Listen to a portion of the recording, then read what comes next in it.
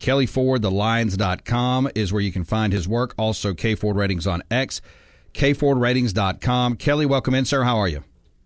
I'm doing okay, Jake. I was just talking with Ben off air here before we started. It's hard to be doing well when we know we have 227-plus days till we get to see college football again. But outside of that, it's always fun talking to you, Jake. No, say likewise here, brother. And look, yeah, you know, we've got a while, it seems, but there are so many moving pieces and you know, roster changes. I mean, we talk about Quinshon Judkins now going to Ohio State.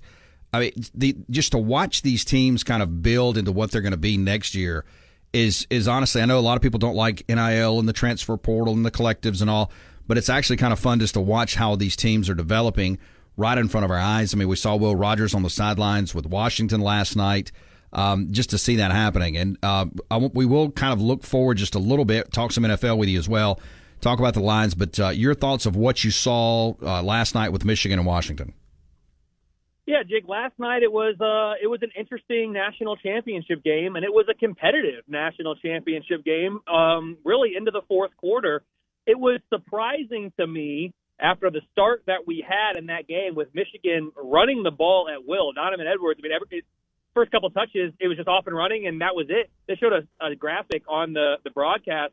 Can't remember what the exact numbers were, but it was just an astounding number of yards before first contact. And if we go back to what we talked about before the game, you know, Michigan being the more balanced team, the Washington defense being the weakest unit in the game, all of that came to fruition. It probably should have been over before it was. Michigan, for some reason, decided to get away from the game plan in the first half that had worked so well in the first couple of drives, and that really allowed Washington to stay in the game. They get a couple of big plays, I mean, a big play or two, keeps them in the game there. At halftime, it's still a one-score game. Throughout much of the third quarter, it's a one-score game. It wasn't until the fourth that Michigan pulls away. But all in all, thoughts are, you know, Michigan, all the things that went on in and around that program, say about it what you will, the on-field performance. And again, I get it. Hey, you know, Kelley, they were stealing I understand that's in the backdrop.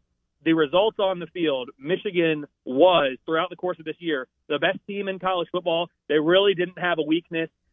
Defense certainly travels and shows up every single week. And when you have a defense like Michigan, you know you're going to be in those games. And they did a ton to shut down what was a really high-powered Washington team. At the end of the night, I'm not overly surprised by the game that we got. The model did pick Michigan by about 9.5. Of course, they win by much more than that late, pulling away. But it was always going to be a tall task for Washington.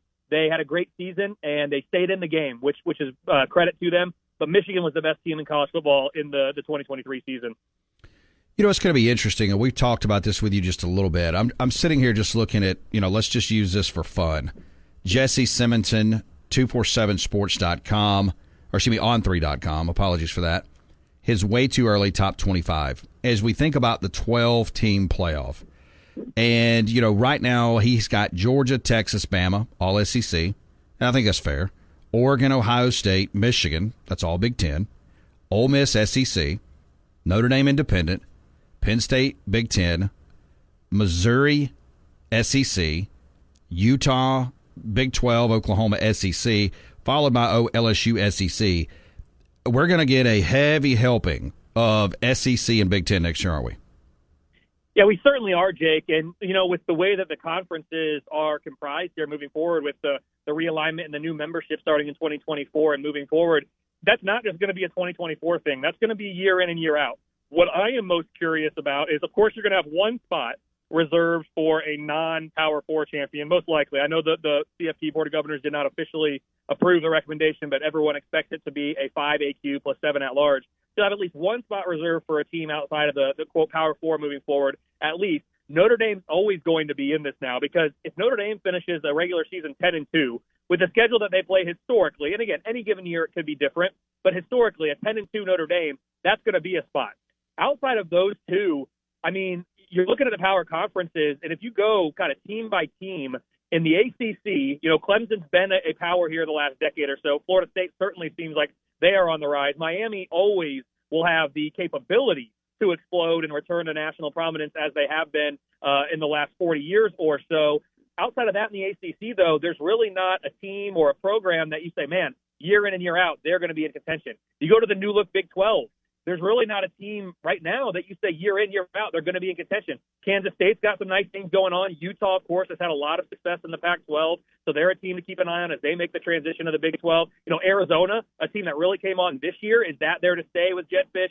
Kansas, as crazy as that might sound, they're really building momentum with Lance Leipold. But ultimately, at the end of the day, when you're looking at CFP spots, Jake, I'm hard-pressed to see a year where it's not, 7, 8, maybe even 9 teams, right, that come out of just the Big Ten and the SEC.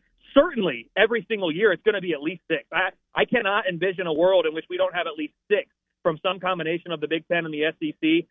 You're going to have the number 4, number 5, in some cases, teams in a conference making this playoff. It is certainly going to be a heavy dose of the SEC and the Big Ten, and that's not just next year. That is going to be for the foreseeable future until something changes, whether it's a change to the CFP again or conference realignment hits again. But, yeah, those two conferences, they are certainly going to be playing college football playoff football at a much higher rate than any other conference out there.